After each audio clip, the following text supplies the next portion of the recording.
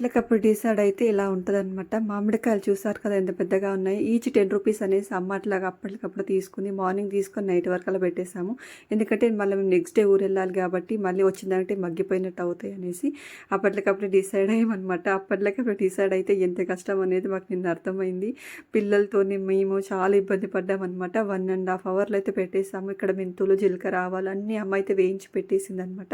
నానైతే నేను వచ్చేసరికి చిన్న చిన్న ముక్కలుగా అయితే కట్ చేసి పెట్టాడు. ఇక్కడ అల్లం వెల్లుల్లి ఇంకా అన్నీ ఒలిచేసి పెట్టేసుకోవాలన్నమాట. అప్పట్లాగా నేను ఇంకా నువ్వులు కూడా వేయించేసి పక్కన పెట్టేసుకుందాము చల్లారుతుంది అనేసి. ఇవన్నీ మిక్స్ అయిపోయి చాలా టైం పట్టింది. ఇక్కడ కాస్త అన్ని మిక్సీ పట్టేసుకొని ఇక్కడ అన్ని నేనైతే కలిపేస్తున్నాను. ఇక స్పూన్తో కలిపితే సరిపోదు అనేసి అమ్మ చేత్తోనైతే కలిపేస్తుంది అనమాట. మేము ఎప్పుడు పెట్టుకున్న అల్లం చట్నీ పెట్టుకుంటాము, టేస్ట్ బాగుంటుంది.